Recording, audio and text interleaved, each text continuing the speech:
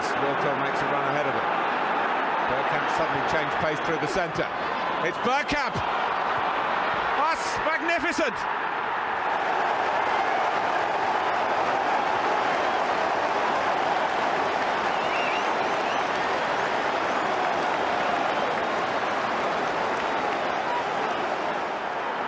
The move, and then this, which left Davies Ass totally stranded. Hello and welcome to Bergkamp Wonderland. No podcast for 6 months and you get 3 in 24 hours. My God, what a time to be alive. With me tonight to talk about this tumultuous game is Richard, our very own Mr. Cactus Cash. How you doing, Treacle? I'm not too bad, Danny. Not too bad. Just surviving. Good. How are you, mate?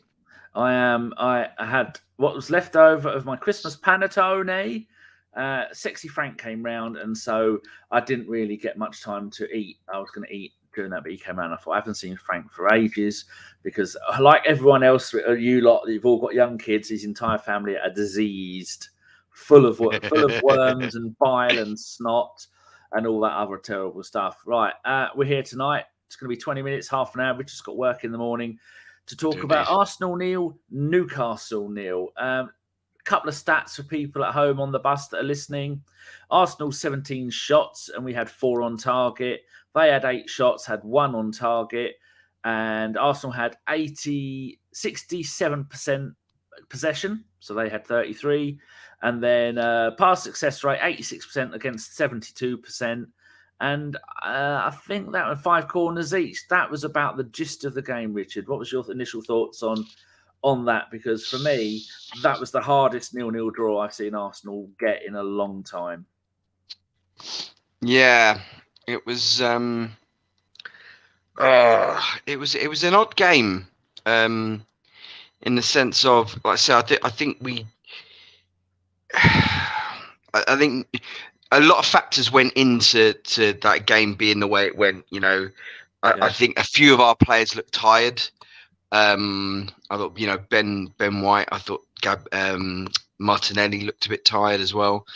I also think Newcastle worked their absolute rocks off.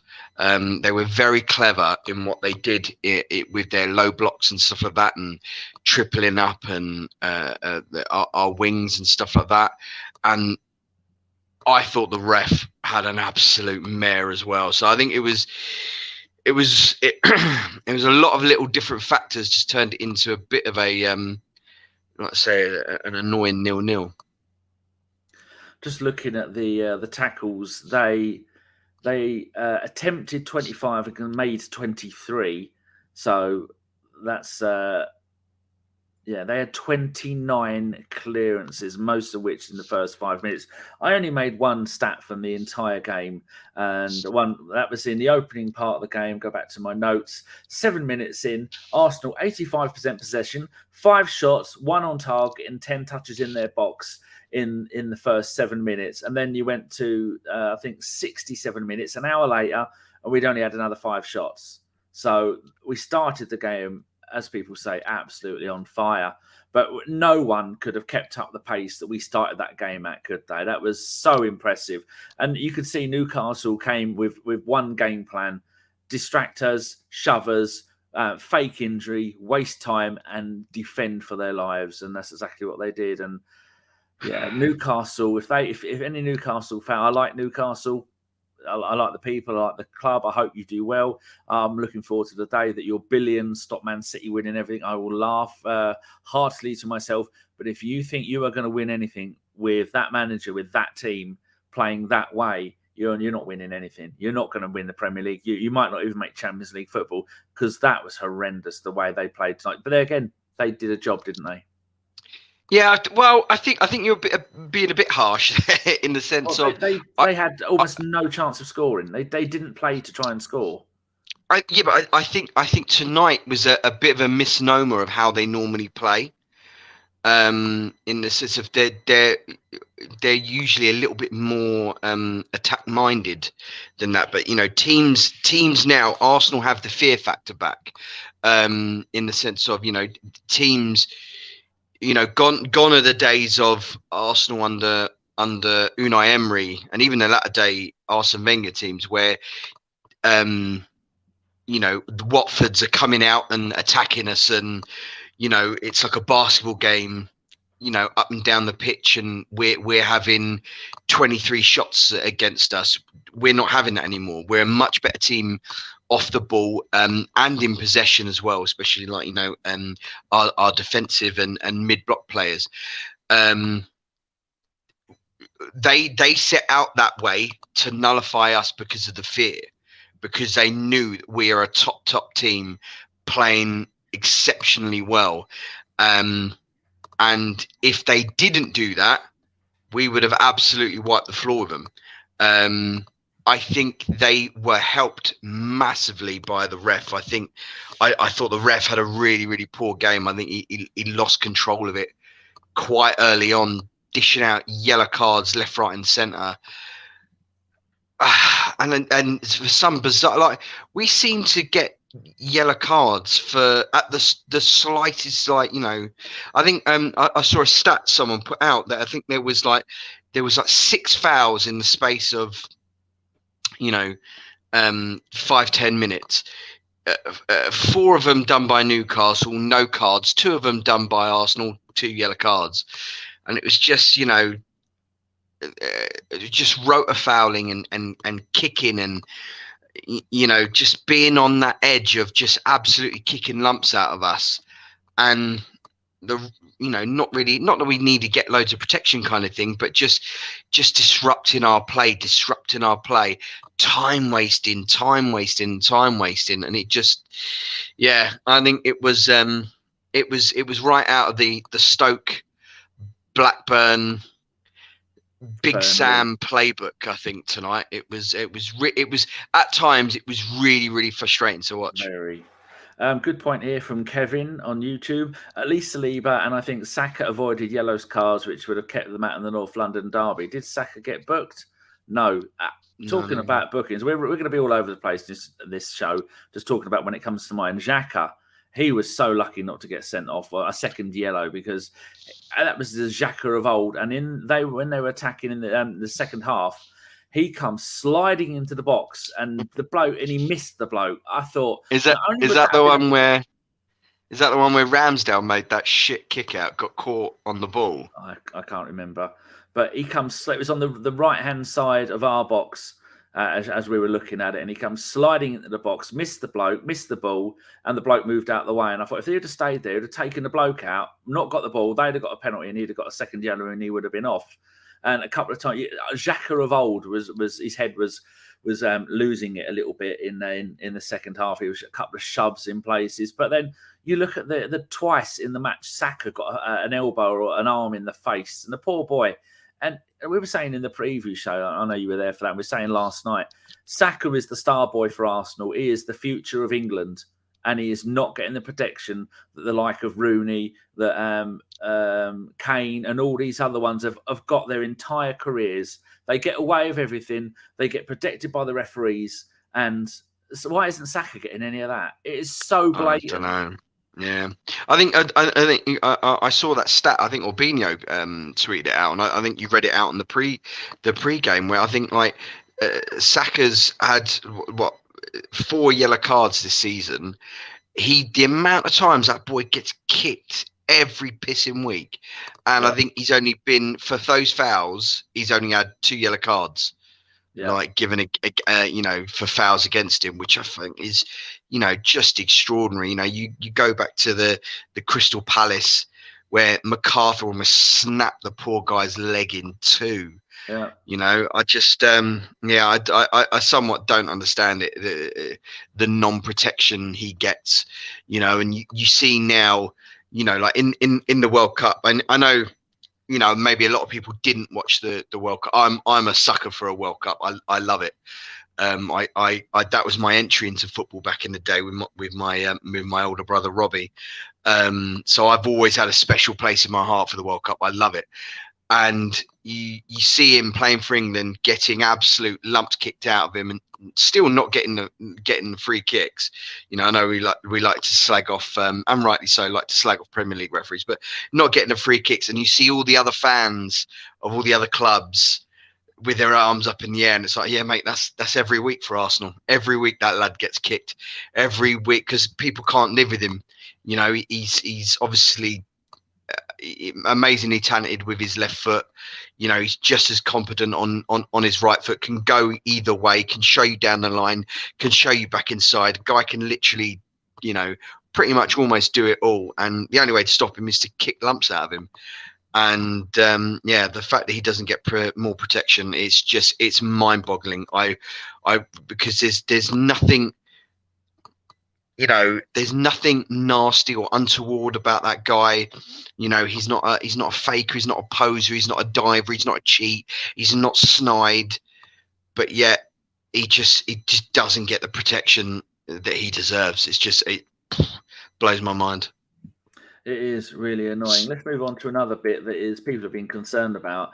The fact that Eddie brings almost nothing to the game. He's got 2 goals in 3 games. Stats-wise, that's really good. He's come in for Jesus, got a better goals per game record than Jesus has all season. 2 in 3, but offered almost nothing up front tonight. Is it worrying? He almost scored. He almost scored. Yeah. He almost scored. That was a really good save from. He did a pivot, didn't he? Yeah. He did that a couple of times. Yeah. He did that a couple of times where he'd drop his shoulder down, let the ball run across his body, and spin in behind. I know what you mean. And I felt the same in the West Ham game, in the sense of he doesn't have that that explosiveness in physicality and pace and movement. His movement is subtle, his movement is sly. You know, he's a sniffer out of goals. You know, I really do believe that, you know, in the Championship or back in the day when you used to be predominantly 4-4-2, and you stick in with an Emile Heskey with a lump of a centre forward to do all his dog work for him, mate, he's scoring goals left, right, and centre, because the guy he's got a nose for a goal. You can't, his stats wise, he's very, very, very good. But yeah, I do know what you mean. We needed that extra presence and that extra, that extra physicality, that everything, that little bit extra, that little bit of extra dynamism, that little bit of extra play, that little bit extra cleverness, that little bit of extra movement that he's just not able to provide in a minute. I mean, but again, to kind of balance it out a little bit, that Newcastle side, that defence is a mean old defence. I think they got the best record in the Premier League this season. Yep. Yeah, by quite a way. 17 games they've conceded, 18 games, conceded 11 goals. That's not bad. Yeah, so, I mean, so maybe it's maybe a bit harsh to judge him a bit harshly. Maybe I'm being a bit too mean on Eddie, but I know what you mean when you get that drop off, when you've got Gabriel Jesus, and yes, he might not be as prolific as maybe people would like him to be, but everything else he brings out in the game, the runs, the movement, the linking play, dragging defenders out of position and stuff like that, that's all stuff that we're obviously missing, with his injury. Yeah, Tulbyfall says, I thought Eddie was more involved than Martinelli tonight. Martinelli was, I'm going to say, a one-trick pony, but that's all he did all night. I mean, it works. But he was just running down the left-hand side, zigzag, get the ball in, quickly go out, take the corner, on some nights that'll work. Tonight, that wasn't working for him. Saka had people over him, or fouling him all night. Eddie's job is a kind of job that when you'll get better with experience. You look at Giroud, he's 45 by now. and he's playing some of the best football of his life. So for Eddie to do that, a player who doesn't rely on pace, who's a poacher, who's relies on doing stuff in the box, those tricks and skills you're going to learn as he gets older, which is why we kind of needed somebody on the bench. But what do you think about Martinelli tonight? He's had a quiet couple of games, hasn't he? Still doing magic, but not really pulling any rabbits out. Yeah, well, I thought Trippier had an absolutely fantastic game. I thought he was absolutely, and again, what they did, what they did to Saka, they did the same to Martinelli. As soon as he got the ball, you watch Almiron absolutely busting a gut and sprinting, not just jogging over and or meandering over to fit, talking absolutely busting a gut to get there in front of Trippier, so Trippier could stand him up, and Trippier didn't have to dive in, could just stand. And the only thing, and Zinchenko, because Zinchenko, it plays more centrally, you weren't having anyone overlapping or going around the outside of Martinelli. So it kind of meant that Trippier, he didn't need to go anywhere. He could literally stand on Martinelli's right foot and wait to see what he did. And whereas other players might get done with wait, and then drop a shoulder and you go on the outside or trying to get in behind him, Trippier's got enough pace to kind of see that out, to at least get across and cover. So yeah, so I mean, I thought the wingers were absolutely helped out today with their, like I said, with their mates, like I say, Almiron helping out Trippier, and Trippier is a lot better of a defender, or pacey everything than Dan Burn is, kind of thing. Who, whenever Saka got isolated with Dan Burn, he had him on toast. It was just 9 times out of 10 you had Joe Linton there, you had Willock running back, and it was at times it was doubled and triple teamed up. It was just it was just annoying. It was just say Newcastle worked their absolute arses off for this game. Absolute arses off. Talking of Dan Burn, his antics at the corners, standing in front. I mean, Ramsdale's no midget, but that was the plan for Newcastle. Stand in front of Ramsdale. So Ramsdale's giving it YMCA at the back, jumping up and down like a loon, and did well. I mean, a couple of times he was coming so far out, he was playing sweeper keeper. And once right near the end, when Maximum got the ball, that looked a little bit worrying. And Tomiyasu come out of the way, mind coming through, taking the ball. Thank you very much, boys. I'll have this. I'm clearing it and going upfield with it. But what was your thoughts on Odegaard? And lots of numbers says Odegaard was piss poor in brackets. Sorry tonight as well. Could be fitness. However, he didn't play in the World Cup, so I'm not sure what his excuse is. Really disappointing. He did look knackered, didn't he? But every little lofted ball, every little trick he tried. When you're playing against a flat back 7, that's really hard to be at your best, isn't it? Yeah, and pretty much it was pretty much 10 men behind the ball for most of that game. I think there was only a couple of spells where Newcastle had the ball and looked like they were going to do anything adventurous with, and then we would eventually get the ball back, and that's when we looked at our most dangerous because we were counter-attacking. I think maybe a little bit harsh to say piss poor for Odegaard. I don't think he had his best game, but he was as much as you're trying to pull strings with, every time you get the ball, you've got Bruno Guimaraes kicking you every single chance he gets.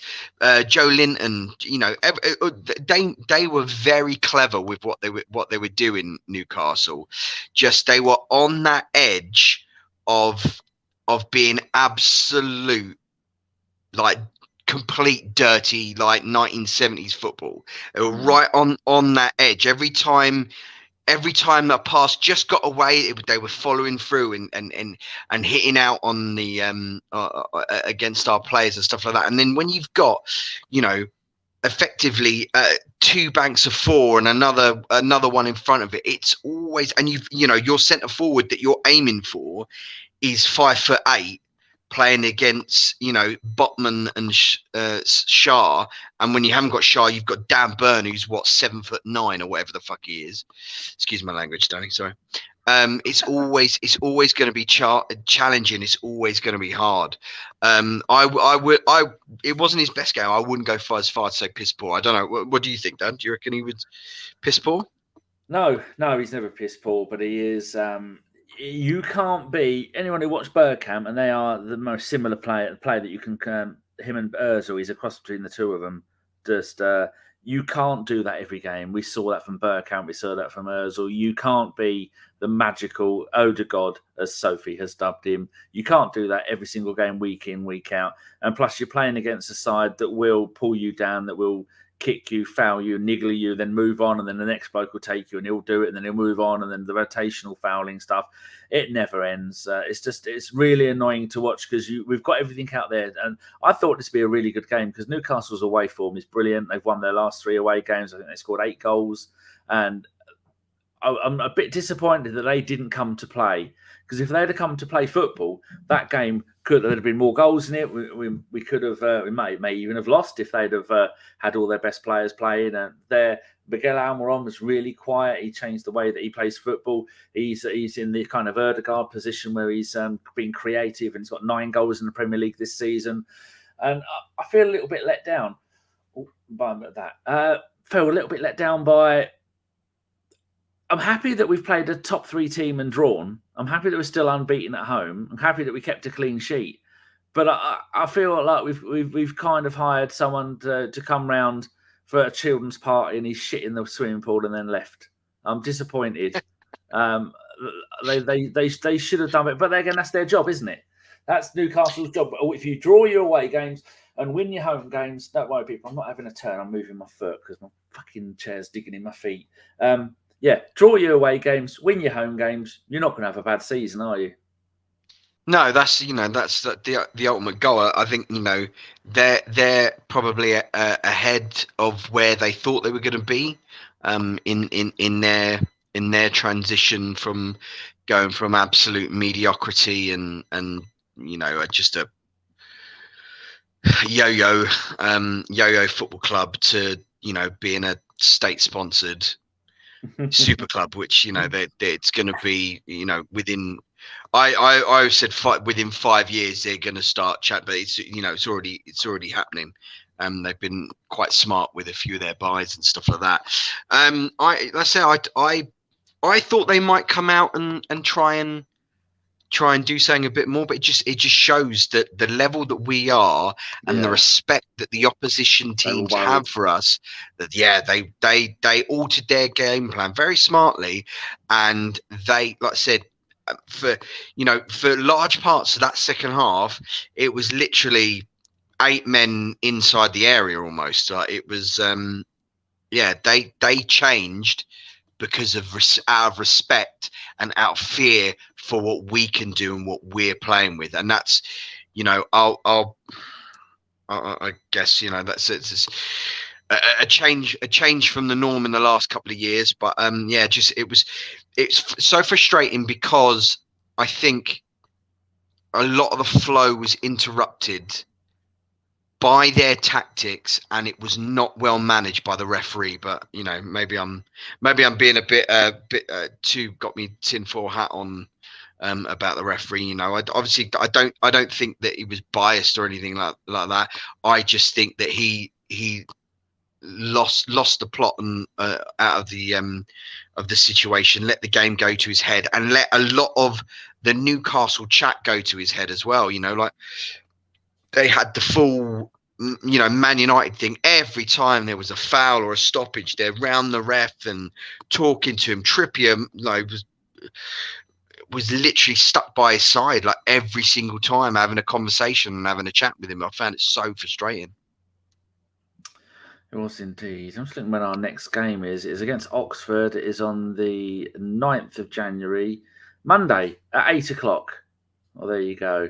And then the next one after that is Sunday at it's the Spurs, the North London derby, 4:30 the Sunday after that. So we've got a bit of a break now. We've got 6 days off because towards the end of the game, our players were looking knackered.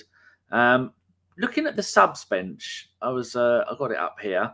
Tomiyasu coming on, fair enough, did well. He looked much better than the last time he came on. Saved us when to get that ball off him and then take it out of defence, and then that created another attacking run.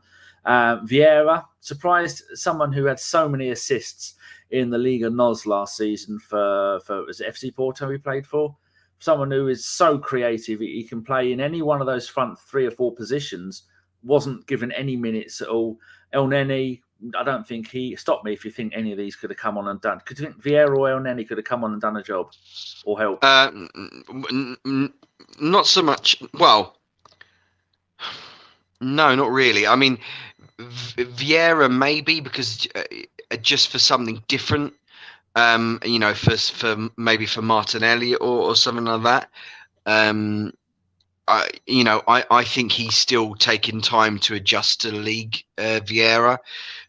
For me, he still looks a little bit too lightweight and looks a bit too like the game will physical him, and especially tonight's game. In the driving rain against a team of fucking giants and ents, kicking the crap out of our players. I wasn't quite sure what he really could have brought to the equation. It just kind of brings up the kind of paucity of our bench, and we do need recruitments, and we need that Smith Rowe coming back like a new signing. We need Gabriel Jesus to get his knee to $6 million man his knee up and get him back on the pitch, we need to purchase that Ukrainian lad who's been twerking for us for the last bloody month and a half or whatever it is, the Duck, as he is called. Matt Turner couldn't have come on. Didn't. Holding, no need. Marquinhos, he could have been a little bit, maybe replace Martinelli down the left. I think he plays on either wing. Kieran Tierney, I think Zinchenko had a really good game, and I loved the way some of the times he was cutting in and inverted. Would he be a double inverted winger? Because sometimes he was inverting and then inverting back out the other side. It was interesting to see. Lokonga, well, that is now 8 games out of 9 in a row. He's been an unused sub. And then you had Butler Oyedeji, who was he's a young man who hasn't played for the first team, so very, very sparse on the bench. Very little he could do about any of those subs. But if anyone's got any questions, put them in the chat box. We've got another 3 minutes to go because we just got to be up for work in the morning. We've got one question from Phil. Start your question with a Q if you want to. Also, just looking at how many thumbs up we've got. We've only got 20. Oh, thunder! I've had to. If you're going to swear, people, get around it with the swear filter. Oh, we've a sex robot has been blocked by YouTube. Oh, that is a shame. And there's one from and lots of numbers. So you have to be creative to get around the swear filter. And so, what was I saying before? That distracted me. What did you think of the ref, Danny? Am I being mental? Am I like got my Arsenal hat on? Well, did you think it was as bad as I thought? And John said he's card happy. There was a couple of times that there was the penalty decision. There was 2 of those. Dan Burn was grabbed hold of Gabriel's shirt in the first. I can't remember when it was. I think in the second half, grabbed him, pulled him, then pulled him down again. Then you had the handball where it looked like it was ball to arm, not arm to ball. And then you had the one right near the end where it was looked like another one where it could have been a penalty. Maybe one of those you'd have seen given on a kind of semi-regular basis. Where sometimes I think we can be a little bit unlucky, but tonight for me, the referee wasn't the problem. The problem was not having anything to bring off the bench. I mean, Newcastle made 3 substitutions. That Lascelles has now had 2 bookings this season, both of them as a sub warming up who never came on, which is ridiculous. But outstanding. We need a stronger bench, but you can't go out and buy players when Jesus and Smith Rowe come back, because then players might not get games. So it's got to be someone who's going to be competitive for first team games, and hopefully there will be someone. Maybe the Duck is going to come in and do that because he's Ukrainian, like Zinchenko is, and Be nice for those two to have someone to have a chit chat to and have barbecues outside when it's minus 40. I loved it when they were time wasting. Zinchenko had the ball for a throw in. He went, face! Screaming at them. Oh, mate. That's another thing that was winding me up. Let's say the time wasting. Then I thought, mate, how have we only got 5 minutes added on time at the end there? Just should have been eight. Absolutely 8 minutes. ridiculous. I tell you this. Yeah. I was not that far behind him. There's two things that I would love for us to do in regards of refereeing.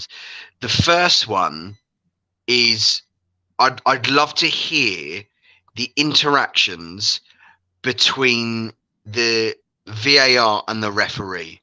You know, you get that in other sports. It works fantastically well in rugby, where you hear those conversations and you get clarity on what's happening, you know, why they've come to a decision, and what their thought process and stuff like that is. And the other thing is, you know, a bit like what they did with the World Cup, the timekeeping needs to be taken away from the refs on here. Literally, it should, because you're not getting any ball in play time. It's just absolutely ridiculous. The amount of times Fabian Schär went down clutching his fucking head. I keep swearing. Sorry, Danny. Swear as much as you want. It's the first 30 seconds they test it for. Okay.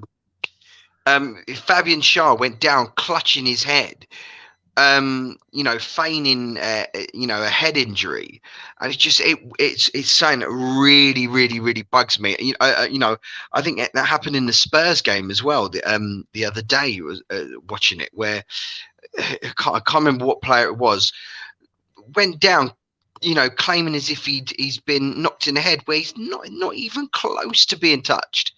And I just think, it's little things like that just really, really wind me up with the game and the state of officiating.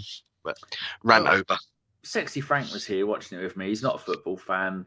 He knows nothing about football. And he said, why are these players going and rolling around the floor when there's nothing wrong with them? And I said, there should be some kind of panel that goes and just looks at these and goes, you weren't touched. You went down and rolled around like you'd been shot. You're going to get a fine, or you're going to get 3 of those. You get a game suspension, or some kind of thing. I know it's part of football, and South Americans see it as an art, but it's just ridiculous, and it kind of ruins the game, ruins the flow of the game. Did you think Arteta lost it near the end with him shouting and screaming at Howe? Yeah. Well, just he's desperate to win, and he's desperate. He's no.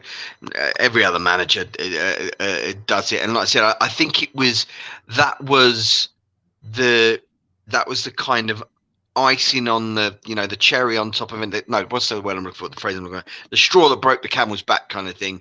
I think he was just getting annoyed with all the little, you know, the little things, the little notches, you know, all the little fouls, all the little times, you know, they didn't get booked, but we did, you know, all the little times that they stopped the play, you know, the all these little fouls. And then that last one, because it was right at the death, and it, you know, it was handball. I think that's why he exploded. I think trying to look at it, I think maybe it would have been a little bit harsh kind of thing. I mean, there's not really much Murphy could do, really. You know, it goes in. It's not like his arm was proper out. I guess I'd need to look at it again, because Sky didn't really show a proper. They only showed like one obscured replay of it, so I don't even know if it was like a dead-on kind of handball. But I think it was all those little notches that made him explode like a volcano. Indeed. Just bring your banner up there. Make you happy. There's a ship. Yeah, damn right, mate. There's a ship. Yeah, I've been to Monomacnaca. Oh, there you go. There you go. For the Egyptians out there. Yes, and you will be a play for Egypt in the ABW FC save I will be doing on Football Manager 23. So that's it's taking a lot of work, but yes. Yeah, no worries. I'll represent the land of the pharaohs. Good. Yes, I was saying, if we how many likes have we got? We've got 25 likes, and there is 49 of you watching. If we can get this up to 10,000 likes before the end of the show, me and Richard will do this naked. 10,000 likes. That's only each one of you has got to do about 1,500 likes each. If you can manage that, then we'll stay on for 3 hours and do the rest of the show naked. Right, questions, because we're waffling on. Phil Macker has got his one decent point he makes per show. In the same way that we would have won more titles under Wenger if we hadn't come up against United's greatest period. I'm worried with Newcastle's money, the same could happen to Arteta. Your thoughts? Yeah, I can absolutely agree with that. I think that's a very, very valid point. It's always gonna be tough. When it was tough enough going up against Man City's ill-gotten gains, and Chelsea were the real ruiners from Wenger's era. Let's say that when Roman Abramovich turned up and he showed what sports washing and pumping shitloads of absolutely millions of pounds into a football team could do, kind of thing. Yeah, I think it's a very valid point. Like I said at the top of the show, I think within 5 years, I thought Newcastle were going to be up there winning or vying for titles with Man City. It might even come earlier if they're smart in what they're doing, which looks like behind the scenes, the people they're recruiting and stuff like that. It looks like they are being smart, and it looks like a bit like how us with the process, they're a little bit further along that they thought they were going to be. When you think, look at Bruno Guimaraes. He would never have gone to Newcastle. It was literally, I think we were in talks with Leon and in talks with him. It was literally, open checkbook. Put as many zeros on the end of your contract as you want, buddy. Again, wasn't it? Exactly.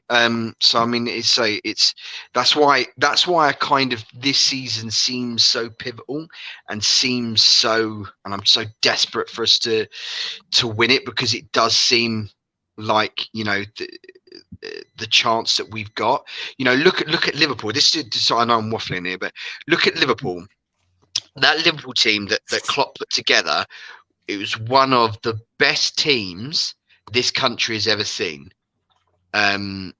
For like getting near on 100 points every season, and they won one title, and they were robbed of the other one, which is hilarious. That's what you're up against.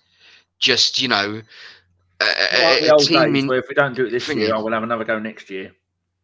Yeah, you've the stars have proper got to align for you to win this league now, just because it's just a joke with Man City's. Their squad is just insane. You could split their squad in half, and both teams would be in the top four, or be vying for the title. That's and like that Formula is pretty soon what Newcastle's going to be. They could run two teams like Formula One and both of them would still finish top half. Maybe top six. It is. So yeah. Thanks for depressing me, Phil Macker. You got a name there, JZAZF, not an Arsenal fan. I think he may be a Man United fan. Looks like Oleksandr Solskjaer there. Evening, guys. Not an Arsenal fan, but I live just around the corner. Not sure you've got the squad to win the title this year, but you'll still have to prove yourself mentally. Very true, because we don't have the squad for it. We have seen that we have one of our young players out, Smith Rowe, and we have one of our starting 11 out, Jesus, and we struggled against a team that wouldn't let us play football. I think we'll be all right. Dare we talk about No, we won't. We'll save that for the podcast and next week or so. You never know. You might make it back to that. I think that the second part of his thing is in the mentality thing is, I think, is a little bit harsh. I think we've proved. Every pretty much every test, we lost against Man United, but we shouldn't have done. We absolutely dominated that game for large parts. We just got sucker punched. Every time we've come up against a team who've been, it looks like Arsenal are going to slip up now. We've beaten them and we've done amazingly well to be to be 7 or 8 points ahead of Man City in there. Is it 8 points now? Yeah. And like I said, I think maybe, like I said, that we're maybe being a little bit too critical and harsh of this draw against Newcastle, because Newcastle had to kind of defend for their lives and alter their tactics, and they're a very good defensive side. Plus, we've played 3 games in 9 games. 3 games in 9 days. We played one of the top 3 teams in the league. We've been away to our bogey team, Brighton, and we smashed West Ham. So 7 points out of 9, not too bad considering the likes of the Spursies are losing at home to Aston Villa, and Liverpool are losing away to Brentford. And I think we've had one of the best runs in the Premier League. Man City drawing at home to whoever they drew at home to. So, I'm quite happy with that. Right, we've been going for 40 minutes. Oh, there was one more question and lots of numbers. After tonight's results, does anyone think we can still win the league? I do. Definitely. You? I believe. I think we can do it. You have to believe. If you don't believe, you won't get presents at Christmas Eve put under your tree. What do they say? It's the hope that kills you. Well, is that the saying? It is indeed. Oh, Nose has turned up. The thought of supporting a bus stop in Fulham on a Thursday night isn't great. It certainly isn't. Right, Richard, thank you very much for joining us. If anybody wants to come and stalk you on Twitter, what is your Twitter at? At Cactus Cash. That's Cash with a K. And Kicking cut. That is it. Right, people. The next game is going to be on Monday, 8 p.m. We're away to Oxford United, who are mid-table in League One, which is the 3rd tier of English football. We expect to go there, smash them about 9-0. So we will do a preview show probably about 7 o'clock, something like that, 6:30. And then the post-game show, I don't know who is going to be available for that. So the next show was probably going to be, that's on Monday. So I don't know, maybe we'll do... Actually, it's not up to me, is it? Chris is poorly at the moment. He's got that bug going around. It's made him poorly. He doesn't want to do podcasts. In fact, most people have had the illness. So I'm not sure what day we'll be back for the main podcast, but we will be doing this. And I might even do a January transfer bullshit window just to go through the papers and see how much nonsense they're coming up with. There you go. It'd be like that Carl Pilkington going, bullshit. Yeah, I've got my banner ready for it. The Man United fans says, good show, guys. Thank you very much. Nice of you to say so. So we've been a Bergkamp One, and if you are new, give us a subscribe, give it a thumbs up, have the name of our podcast tattooed on a part of your body, and show it to everybody you know, and see if they'll get tattoos of it as well. And just spread the good word. We're back. We've had a long time off, and some of us have got pod fever, and some of us have just got a normal fever. All right, thank you very much, everybody, and we're going to play you out with the Anfield 89 outro. So thank you, everybody. Thank you, Richard, and a good night. Out it goes to Lee Dixon. Long ball from Lee Dixon. Smith will hold it up, plays it square to Thomas, and Thomas goes inside Nickel, and Thomas is there, and Thomas has scored for Arsenal in injury time. Michael Thomas has scored for Arsenal. A ball played through the gap. Thomas was there. He held off 2 challenges, kept his head. By my watch, we are a minute and a half into injury time.